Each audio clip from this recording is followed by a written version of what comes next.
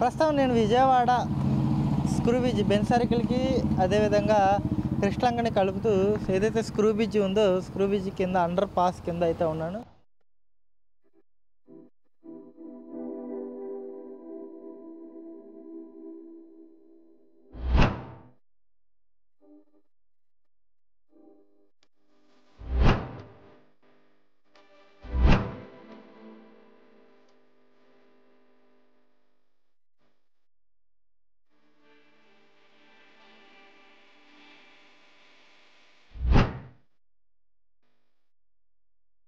ఇటీవల కాలంలో ఇక్కడ అంటే ఒక పక్క 19వ డివిజన్ లబ్బిపేటని ఇంకో పక్క పడమటని కలుపుతూ అయితే ఈ ప్రత్యేక మార్గాన్ని అయితే ఈ సబ్వేని అయితే గత ప్రభుత్వం ఏర్పాటు చేయడం జరిగింది. అయితే ఇక్కడ ఒక చిన్నపాటి సమస్య అయితే తలెత్తింది. ఎప్పటి నుంచో ఇక్కడ ఇల్లు వేసుకొని నివసిస్తున్న ఇల్లు ఇప్పుడు ఉన్న పలంగా తొలగించడంతో మీకు ఆల్రెడీ జగనన్న ఇల్లు ఇచ్చారు, ఇంకా మీకు ఇల్లు ఇవ్వాల్సిన అవసరం లేదు, కాబట్టి మీకు ఇచ్చిన ఇళ్ళకి మీరు వెళ్ళిపోండి అన్నట్టుగా కూడా అధికారులు అయితే టౌన్ ప్లానింగ్ అధికారులు అయితే ఇక్కడ ఉన్న బాధితుల మీద ఒత్తిడి చేయడం, దానికి సంబంధించిన యొక్క జేసీబీలు తీసుకొచ్చి బుల్డోజర్లు తీసుకొచ్చి ఇల్లు కూలగొట్టే ప్రయత్నం అయితే చేయడం జరుగుతుంది. గత కొంతకాలంగా అయితే ఈ సమస్య తలెత్తింది. అయితే ఇందులో కొంతమంది సంబంధం లేని వ్యక్తుల పేర్లు కూడా ఇళ్ల కేటాయింపులో ఉన్నాయి అనేది ఒక రకమైన వాదన. ఇందులో నిజమెంత అబద్ధం ఎంత, నిజంగా సంబంధం లేని వాళ్ళకు కూడా ఇల్లు కేటాయించే ప్రయత్నం జరుగుతుందా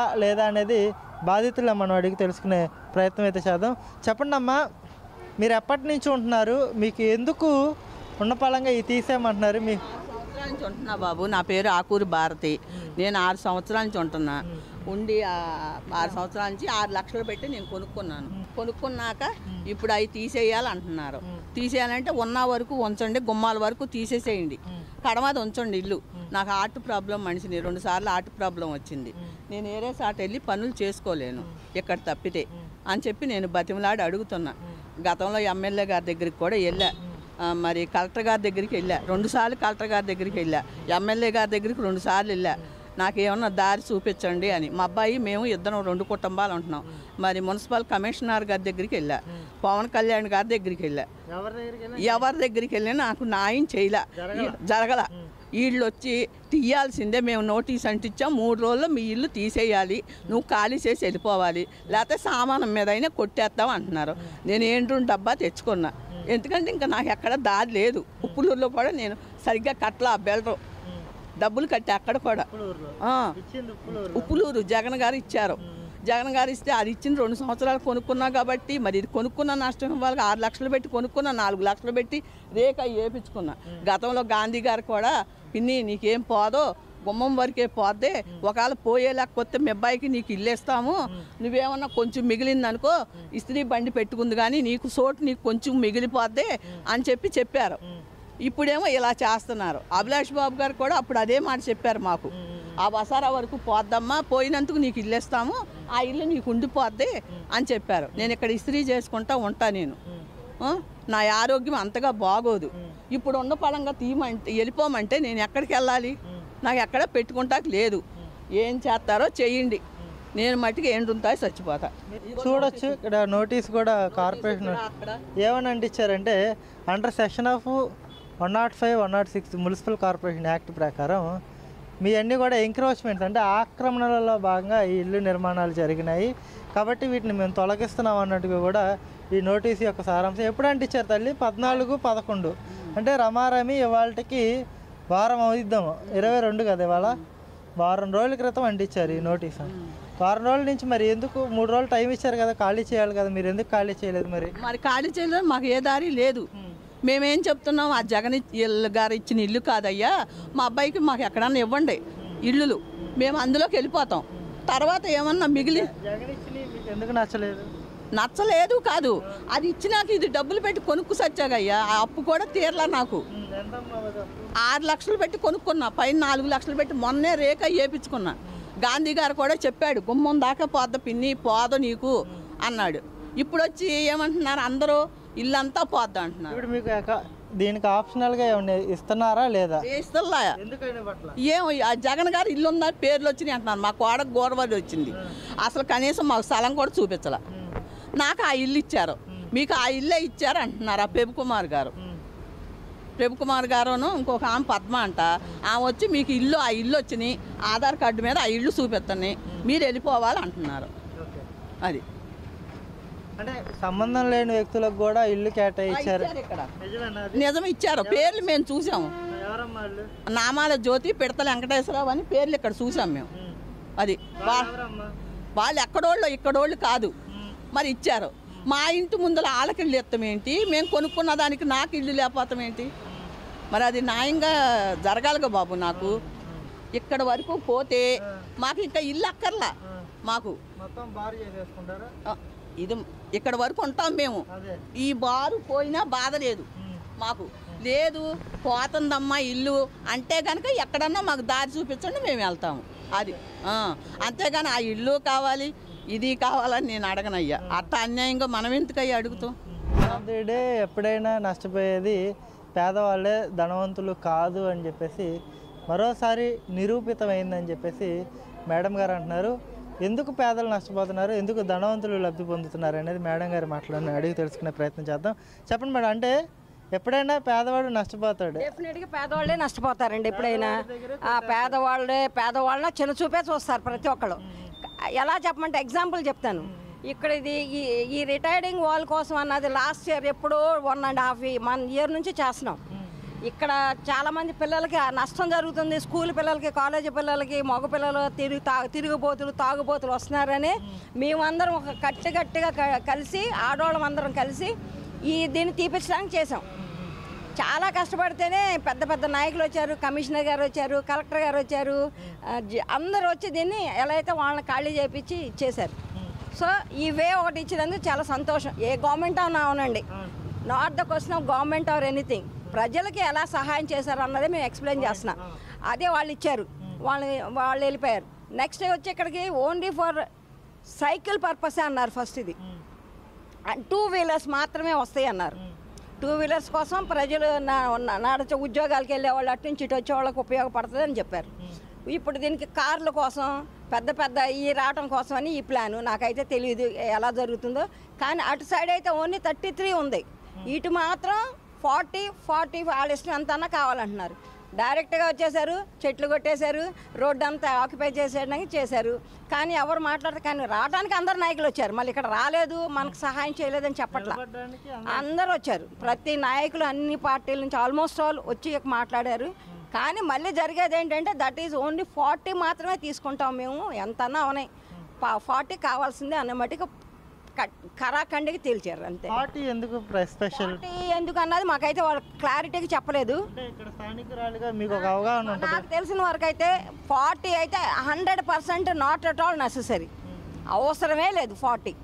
మరి ఎందుకు తీసుకుంటాం అంటున్నారో తెలియదు. ఇక్కడ ఎంత రిటైరింగ్ వాల్ కట్టాలన్నా, ఎంత ఇచ్చేయాలన్నా ఆ కాలువలోకి వెళ్ళి కట్టడం అన్నది ఇప్పుడు అయ్యే పని అయితే కాదు, అసంభవం. ఎందుకంటే నేను పెరిగింది ఈ స్థానికురాలని ఈ ఏరియాలో. సో అది జరగని పని. ఆడంత జరగాలని ఇప్పుడు కరెంట్ స్తంభాలు తీయాలి, అవన్నీ తీసుకుంటూ వచ్చే కట్టేపాటికి వాళ్ళు కనీసం సంవత్సరమే పట్టవచ్చు, 2 సంవత్సరాలు. కానీ ఈ లోపలే ఇంత హడావుడి చేసేసి అంత చేయటం మటుకి ఇది కరెక్ట్ కాదని మటుకి నీకు కరాఖండికి చెప్పగలను. అంటే అసంభవం అని మీరు అంటున్నారు. రాజులు తలుచుకుంటే కొరడా దెబ్బలో కొదవ అనేది నేను అంటాను. మీరు చెప్పింది కూడా కరెక్ట్. రాజు తలుచుకుంటే ఇది ఏదైనా చేయగలరు, అది మటుకు వాస్తవమే, కాదని అంటలేదు. కానీ అటు సైడ్ ఎంత అయితే ఉందో ఇటు సైడ్ కూడా అంతే తీసుకోమండి. అది న్యాయబద్ధం, ఎవరికైనా న్యాయమే. అసలు వద్దని ఎవరు మనం, అక్కడ సమానంగా ఉండాలి. అటు రోడ్లో 33 తీసి మీరు అటు కూడా వెళ్ళి ఫోటోలు తీసుకోండి. అటు ఎంత ఉందో చూసుకొని ఇటు ఎంత కావాలో మీకే తెలుస్తుంది. ఒకళ్ళు ఎక్స్ప్లెయిన్ కూడా చేయనక్కర్లేదు. అది ఎవరికి మీ జన చైతన్యం నుంచి వచ్చినందుకు మీకు ముందుగా చాలా ధన్యవాదాలు చెప్పుకుంటున్నాం. ఎందుకంటే ఇప్పటి వరకు ఏ ఒక్కళ్ళు కూడా ఎలా వచ్చి అడగలేదు మమ్మల్ని. చాలా హ్యాపీగా ఫీల్ అవుతున్నాం. ప్రజలు కూడా మిమ్మల్ని మీలాంటి వాళ్ళు వస్తే సంతోషంగానే ఫీల్ అవుతారు. పేదలకి న్యాయం చేయమనే కోరుకుంటున్నాం, అంతేగాని ఎవరికి అన్యాయం చేయొద్దు. ఎంతమంది ఇక్కడ ఈ ఎక్స్టెన్షన్ వాళ్ళు ఎంతమంది నష్టపోవచ్చు? ఒక 6 కుటుంబాలు నష్టపోయినాయండి ఆల్రెడీ. వాళ్ళకి ఇచ్చినట్టే ఇచ్చారు. దే హ్యావ్ గివెన్, ఏమంటారంటే వాళ్ళకి మనోవర్తి అదేదో అంటారే, అది ఇచ్చారు. ఇచ్చినట్టు ఇచ్చి దాన్ని క్యాన్సిల్ చేసేసారు. మళ్ళీ ఎందుకు క్యాన్సిల్ చేశారు అన్నది ఎవరికి తెలియదు. అది ఇప్పుడు మళ్ళీ మన స్థానిక ఎమ్మెల్యే గారు అయితే చాలా మంచి ఆయన, డెఫినెట్గా వింటారు. జనాల పేదవాళ్ళకి మాట మటుకు వినరు అన్న క్వశ్చనే లేదు ఆయన. నాకు తెలిసింది కంటే నేను జాబ్ పర్పస్లో చేసినప్పటి నుంచి ఆయన మంచితనం మటుకు చాలా మంచిది.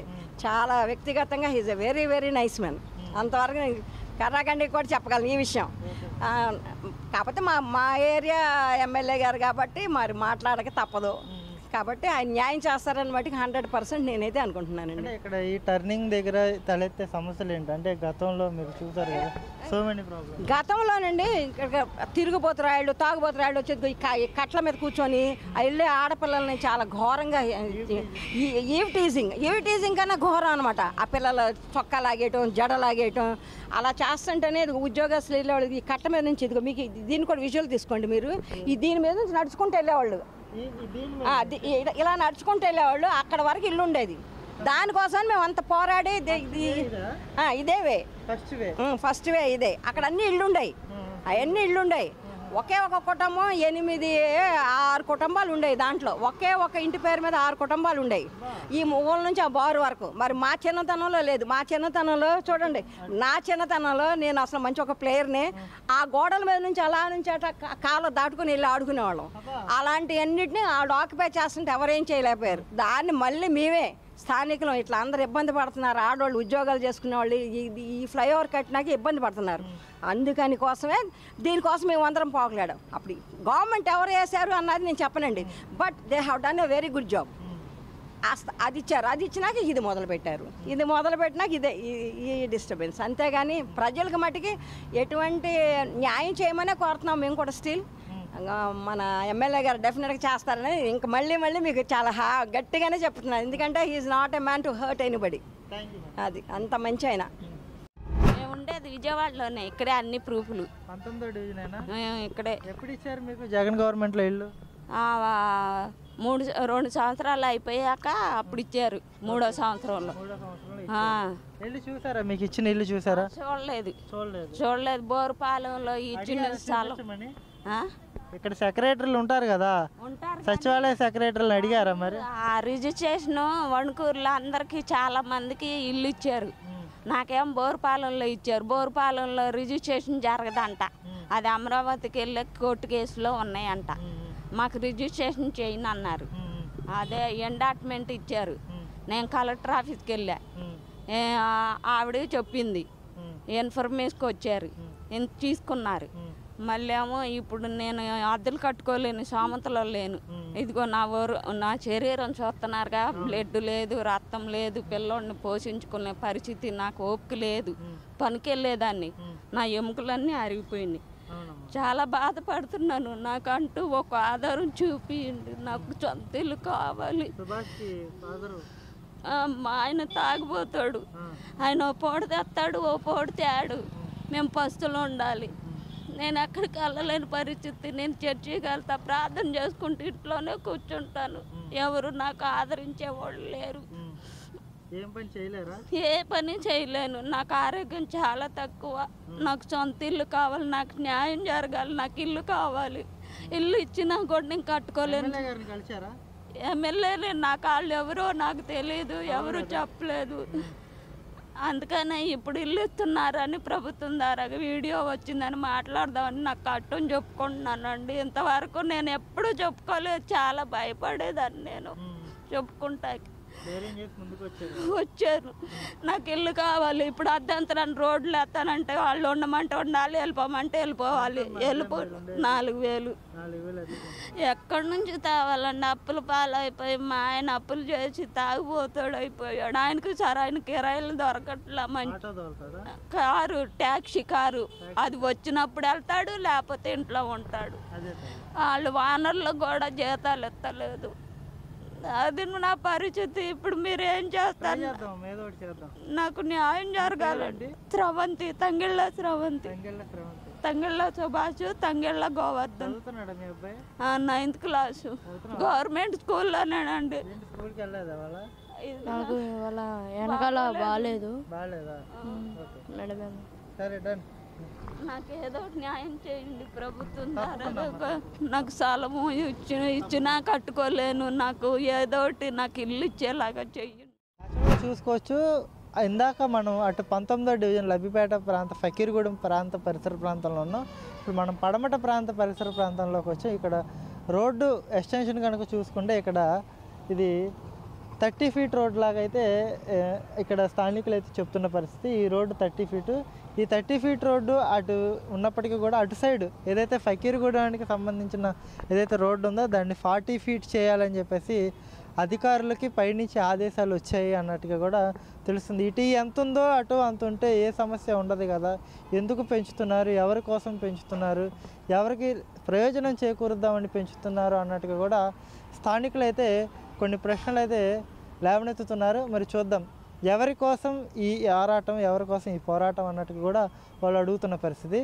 ఓవరాల్గా నష్టపోయిన బాధితులందరికీ కూడా ఇల్లు కేటాయిస్తే ఎలాంటి ఇబ్బంది ఉండదు, ఇక్కడి నుంచి మేము హ్యాపీగా వెళ్తాము అన్నట్టుగా అయితే స్థానికులు చెప్తున్న పరిస్థితి. Thank you.